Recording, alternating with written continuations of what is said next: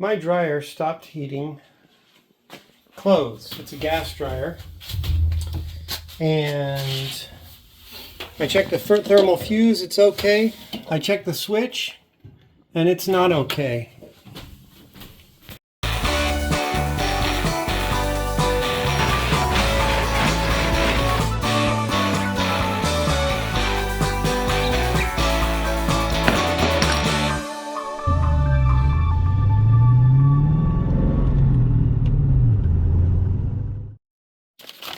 Fortunately, major appliances always have a schematic inside, and it tells you how to test. Right here is the switch, the timer switch. And the timer switch has 3 contacts that come on when it applies power to the drum motor and also to the heating element. And the heating element is this red wire that goes straight to the thermal fuse. So I was not getting, when I turned the timer on, I was not getting continuity between A and C. So that means there's a problem either here or here. As it turns out, the problem is here, right on A. So after taking this thing apart and examining the cams and these lifters that run on the cams, the one that activates contact A, this is contact A all the way on the right over here, these all get pushed over together so that A, B, and C all make contact when the dryer's on and heating clothes. And this is the lifter that pushes on those. And here's what I found. You can see that the cam has worn down the lifter. Looking on Amazon, these things, which are very simple devices, are extremely expensive, starting at $70 and going up to $150, $200. So I think it's worth it for me to go ahead and try to repair this. I like my chances with epoxy. This is a nylon cam and lifter. Basically the cam is the thing that goes around and activates the lifter. I'm calling them lifters. That's an automotive term. I don't know what they call it in the washer dryer world, major appliance world.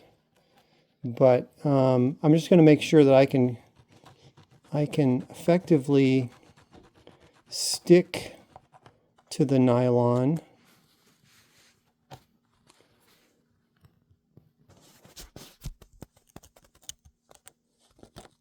With epoxy. So I'm going to scuff that up. I guess I'll use sandpaper. That file's not working too well. All right, it's glue setting now. The shape of that isn't right. I can't seem to scrape. I believe it's on this side, the left side, as you're looking at it. I can't seem to scrape any excess glue off of there without having it remove itself from the tip, the bottom tip there.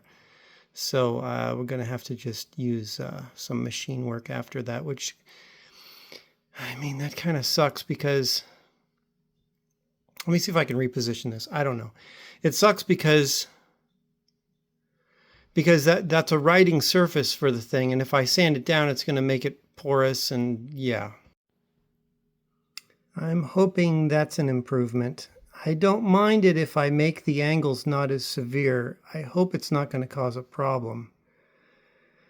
Yeah, I don't think so. It really depends on the mechanics of the spring timer. Will they push it far enough to shut off the dryer, Okay, so here's the result. And I'm just going to test fit it in here and make sure that it actually is still mechanically viable, because it's been increased in size by a few different dimensions and it might have clearance problems. there's multiple rings here, you know, and if any of those other cams catch on this, then that's going to be a problem. Okay, there's the whole assembly. The one we repaired is way down there. It seems to be working properly. It's kind of hard to turn now that everything's back together. But yeah.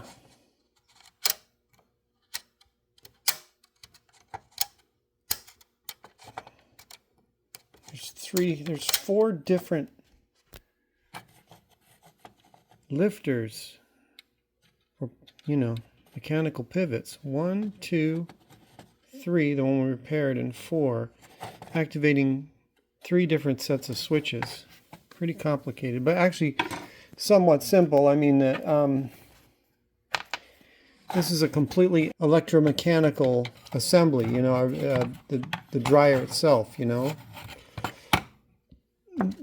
This is the timer, and it's a clock spring basically inside, and it just goes actually like this. The red goes to the white, and the white goes to the red, basically like that. I gotta spin it until the teeth line up, and then it drops in, and then I can put the 2 screws that hold this back in. So yeah, fully assembled, and now it's working. Okay, let's put it back in the dryer. Okay.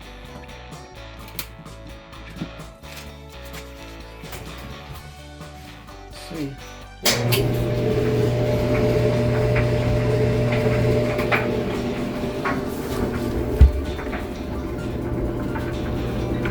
Yes.